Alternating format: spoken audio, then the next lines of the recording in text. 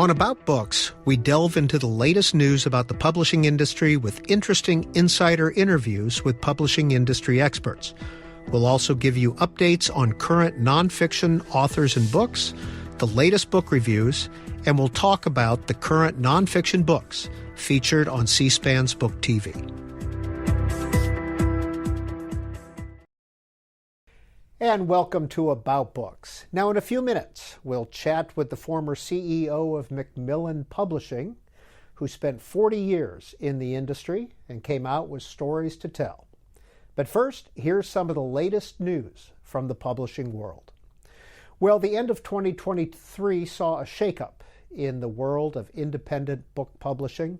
Skyhorse is buying the Regnery imprint. Regnery is known for its conservative voices, including Dennis Prager, Ann Coulter, Republican Senators Josh Hawley and Ted Cruz. It goes all the way back generations to William F. Buckley. David Evans, the chief operating officer of Salem, which is selling Regnery, said in a statement that the company is, quote, thrilled to pass the torch of the oldest and most respected conservative publishing company in America to Skyhorse Publishing. In writing about the merger, Michael Schaub of Kirkus Reviews called Skyhorse, quote, one of the nation's most controversial publishers. He added that Skyhorse has a reputation for picking up books that other publishers either dropped or passed on, including books by Robert F. Kennedy Jr., Woody Allen, Garrison Keillor, Norman Mailer, and others. And in other news, just in time for the beginning of the presidential primary season, NBC News' Matt Dixon will release his new book, which is a look at the political and personal relationship between Florida Governor Ron DeSantis and former President Donald Trump. Mr. Dixon, who spent some time in Florida as the bureau chief for Politico, has titled his debut book, Swamp Monsters, Trump versus DeSantis. The publication date, January 9th. Publishers Weekly describes the book as a, quote, rollicking study of cutthroat Republican politics. And beginning now on About Books, an interview with John Sargent. Mr. Sargent is the former CEO of Macmillan Publishers and the author of this new book, Turning Pages, The Adventures and Misadventures of a Publisher. Book TV's John McArdle sat down with him recently to talk about his memoir about 4 decades in the publishing industry. And joining us now on About Books, it's John Sargent. He worked at 6 different publishing companies over a 40-year career, and he compiled the best stories from that career in his book, Turning Pages, The Adventures and Misadventures of a Publisher. Mr. Sargent, one of those stories is about what you call the best book never published. What was A Cold Eye for the Horseman? It was we had bought the rights at St. Martin's Press before I arrived there. We had bought the rights to a sequel of For Gone with the Wind, and you know it was a struggle. We found someone to write it; it didn't work, and then out of the blue, Pat Conroy, who was this fantastic Southern writer, wrote me this letter that he wanted to write the sequel to Gone with the Wind. And this is a guy who's written, The Great Santini, various very powerful books that turned into big movies, and he's an extraordinary writer. And Gone with the Wind was sort of the center point of his entire growing up. His mom read it to him. It was his mother's favorite book. And he wrote me this 3-page letter that was just, utterly fantastic. And his idea was to retell the story of Gone with the Wind from in the first person, from Rhett Butler's point of view. And the deal fell apart with the estate, Margaret Mitchell estate. The book never got written. But I tell you, it's one of the few times I actually had the hair stand up on the back of my neck when I was reading his extraordinarily eloquent and impassioned description of what he was going to write. And where were you working at the time, and when about was that? I had just started at St. Martin's Press, so that would have been 28 years ago. And before that, you were working on children's books. Most parents familiar with the book probably Chicka Chicka Boom Boom. You describe it as one of the books you're proudest of in your long publishing career. Why? So one, it was the way I sort of thought of that was the books I'm proudest of are books that I had something to do with their success personally. And they have to be books that reach a large audience and books that were financially successful. And they have to be somehow a magical book, and they have to move people. And that book, when I talk to people today, if I interview a room, I do the math. If the kids or the people in the room are in their 20s, I ask if they learned their ABCs from Chicka Chicka Boom Boom, and almost everybody raises their hand. So it was a remarkable book from when we first saw it, when it first came in. We knew it was remarkable, and we couldn't get people. It was different from anything that had ever been done before, and we couldn't get people as excited about it as we were. And at the end of the day, the marketing director and I agreed that we would just grow beards and we wouldn't shave them until Barnes & Noble took the book. And it ended up, they took the book. They still have it today. If you go in, it's been in there ever since. And I don't know, it makes me really proud that I had something to do with that great success, personally. I put a lot of work and effort into it. 40 years in the publishing industry, and it's also in your blood, as you talk about in your family tradition. Explain. Oh, I in my blood, I have a long family history of publishers. So my great grandfather started a publishing company, used his own name, Doubleday, and it became the largest publisher in America before he died. He started it when he was in his early 30s. And his son, my grandfather, was a great publisher. And my father, on the other side of my family, my father ran one of the largest publishers in America for his career. So I'm the fourth generation. So I don't know. In the blood, it never seemed to be in my blood. I didn't grow up in New York in publishing circles. So it never felt in my blood, but certainly I have a strong connection to it, opened a lot of doors for me, and I've always been an incredible book lover. Did you always know you were going to go into publishing, though? No, hell no. I was going to be a marine biologist. I was, through sort of the first half until I failed out of organic chemistry, I was determined to be a marine biologist. And then, it just sort of, I fell into it, it was something I explored because of the family connection. And once I started, I never wanted to leave. Where'd you get your start? I was a traveling salesman in Seattle, Washington, because I couldn't get a job. I graduated from college at the end of the recession and couldn't get jobs, and finally went to a publishing course, and it was the first job that was offered me. So it was, I needed a job, and I was willing to go anywhere in the United States to do it. And turned out I got an interview and I got a job offer to be a traveling college textbook salesman in Seattle, Washington. And it's a funny thing, nobody dreams of being a college textbook salesman. They really don't. And it's a great job, and I had a ton of fun at it, but that's how I started. And how'd you get from there to working on a children's book with the Duchess of York? Oh, I'd like to say I was good at work early on, but I worked really hard, and I had a lot of luck, and I had some good people who looked after me as far as they liked the work I did and they tried to promote me. So I went to worked for my family company for 4 years. That didn't work out. So I left and I went to Simon. At the end of the day, I went to Macmillan, the old Macmillan, and then I went to Simon and Schuster.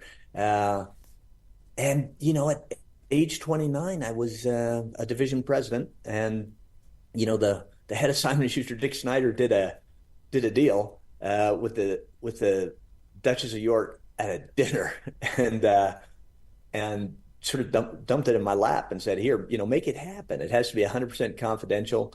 And the Duchess, wanted to do these kids' books featuring a little helicopter, Budgie the little helicopter. And there it was.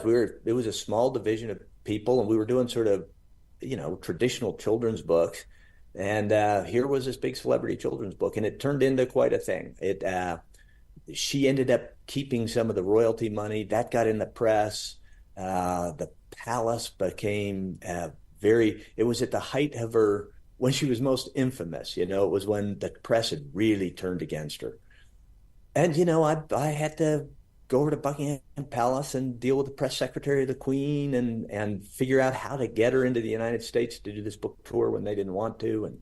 And the books were successful, and she was a ton of fun. I really liked her, and you got to see how tough it is for a young person coming into the royal family by marriage is really difficult. The Robin Janvrin, who's press secretary of the Queen, took me aside and he said, John, what you have got to consider is the royal family is like a Fortune 500 company, but all the top executives are related and many of them are in-laws. And that's what it was like. It was really interesting. And that was at a time when there weren't a lot of big celebrity children's books happening. That's right. How did you deal with that?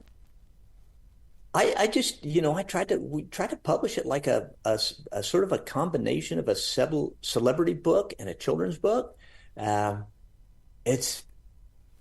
sort of made it up as we went along, and she was the royal family at that point.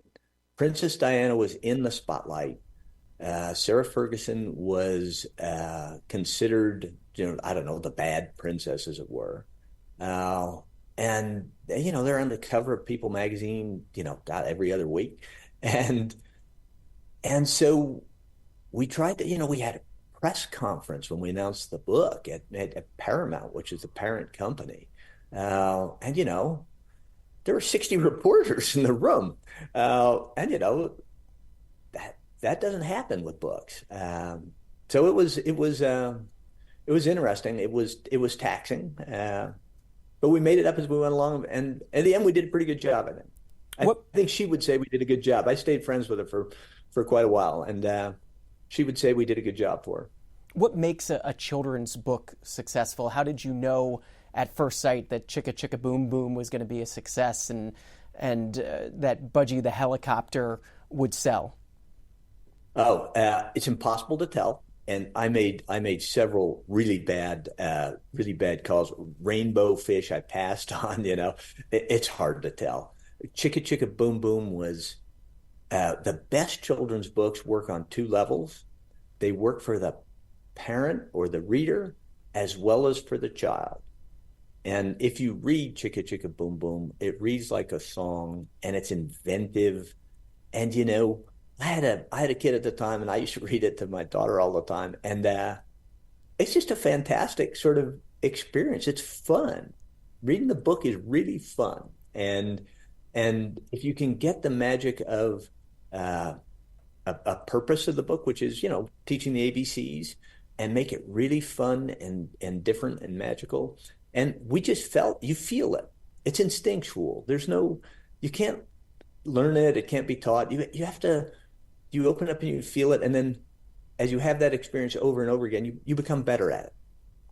And how did you go from children's books to the CEO of Macmillan, 2 decades at Macmillan? I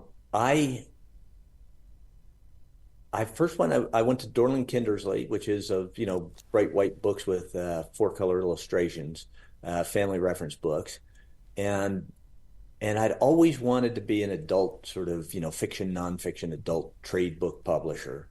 And the opportunity came up. I had done a good job. DK had grown from, I don't know, $14 million to almost $100 million in 3 years. So I had done a good job, and I got called by the head of St. Martin's Press, who was retiring. And we had these 3 lunches at his desk. He had a tuna fish sandwich and I had a chicken sandwich. He never mentioned a job. We just talked. And he called me a 4th time and I said, what, are we just like having sandwiches and talking? And he finally said, well, actually I have a job offer for you. And he offered me the job, and I stayed for 24 years. Take me to one day of those 24 years, January 8th, 2018, when you sent the employees of your company a letter that included these words, quote, "We will not allow any president to achieve by intimidation what our Constitution precludes him or her from achieving in court. As citizens, we must demand that President Trump understand and abide by the First Amendment of our Constitution." Yeah, it was stunning. We had that was an amazing time. We had done a deal with Michael Wolff. He had gotten access for the first 100 days of the Trump administration, and he got to sit in the West Wing, and he would go in, and people would talk to him. Remember, it was chaotic, and they had all those different factions, and they all talked to Michael. And we ended up, it was to be a first 100 days book. It ended up being the first 200 days. It came out and it leaked in the press, and the White House released a statement, and the president sent us a legal letter demanding that we cease the publication of the book. And that is it's called prior restraint. It is the single, according to Supreme Court law, it is the single worst violation of the First Amendment you can do. If you are a government figure and the press has written something negative about you, you cannot try to stop it before it is published.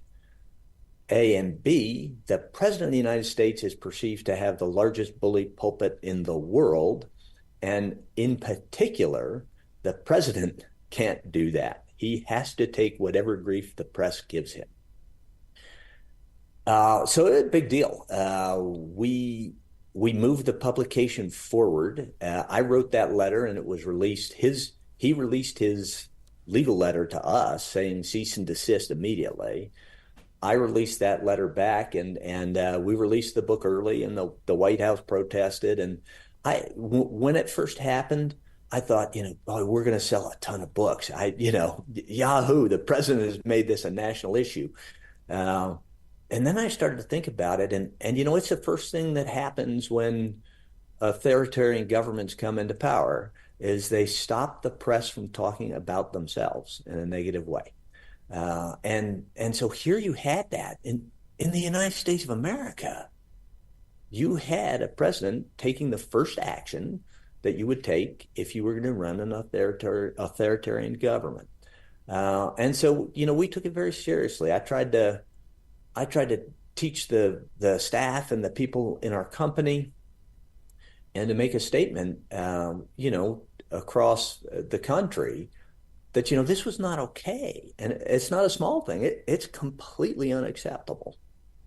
Did you know at the time that the words in that letter were going to be quoted in most every major American newspaper around the country the next day? Yes. I wanted to write it in a way. I didn't think a press release was the right way to go. I wanted to be able to write it in my voice with really trying to frame what the issue was specifically and why it was so important. So I wrote a letter to our employees, and for that particular reason, to make sure that I could, in my voice, convey how important this was. I didn't think a sort of corporate press release was the way to go. In your voice, you ended the first draft, at least, of that letter a little bit differently, correct? Yeah, I thought I had this great line because it seemed to fit so well. And my last line was, Mr. President, go fish. And I got done with it, and I proudly showed it to my wife. And she said to me straight right away, she said, "This is a little juvenile, John. You better think of a better response, a better way to close it than that."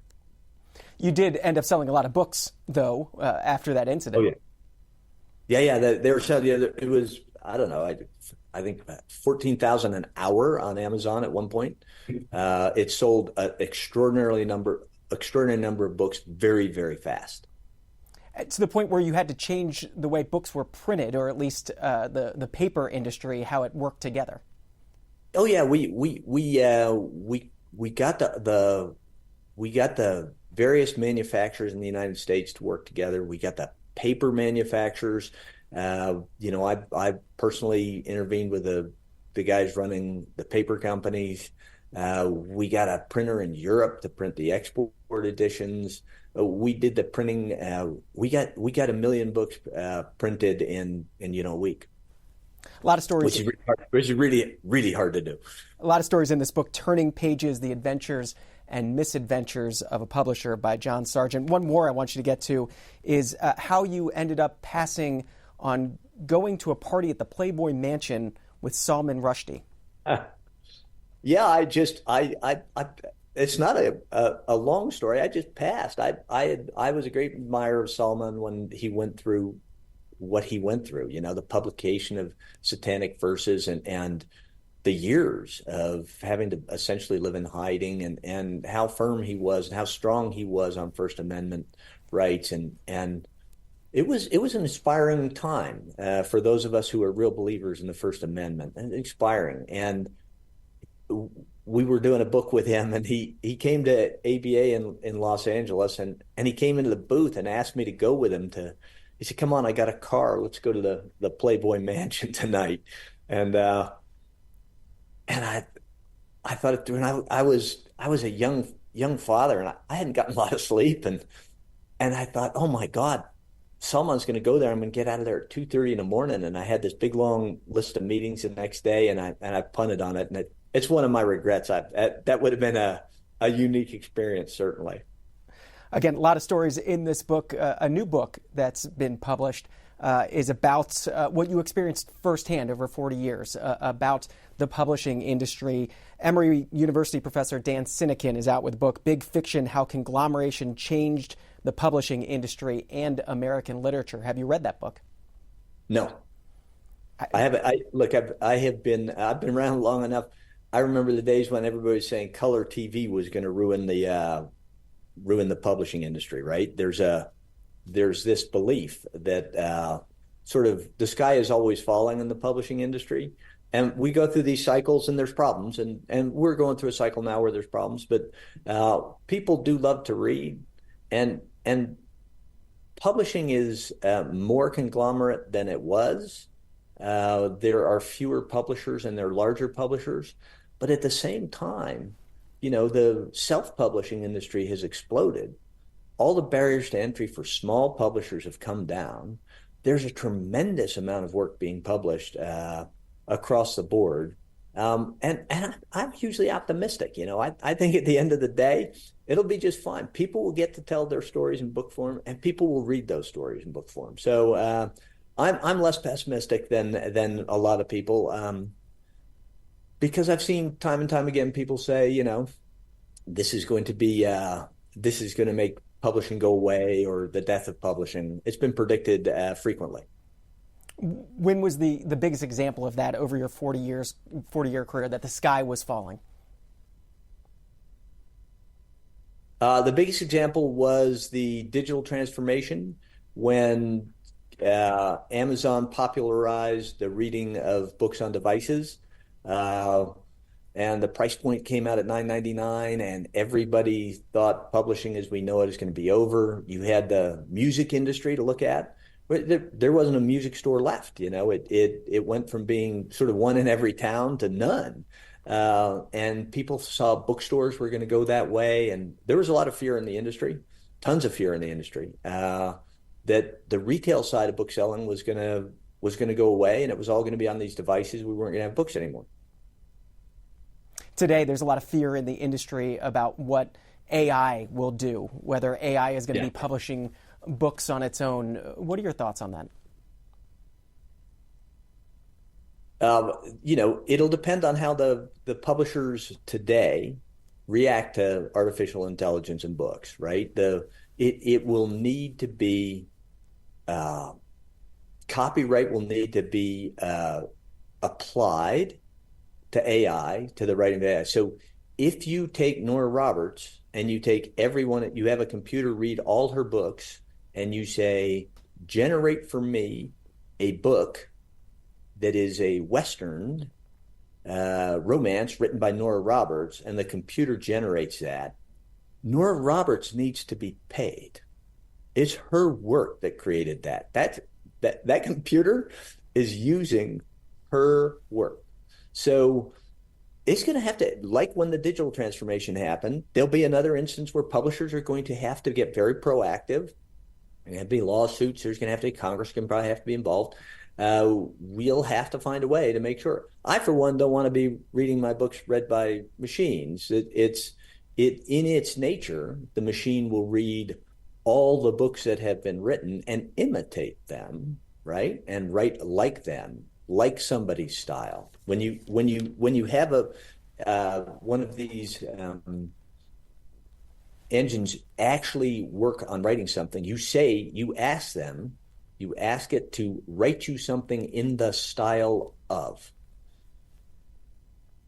Well, that's derivative, right? So I don't personally ever see wanting to read books written by machines, but we'll see. It's going to be interesting.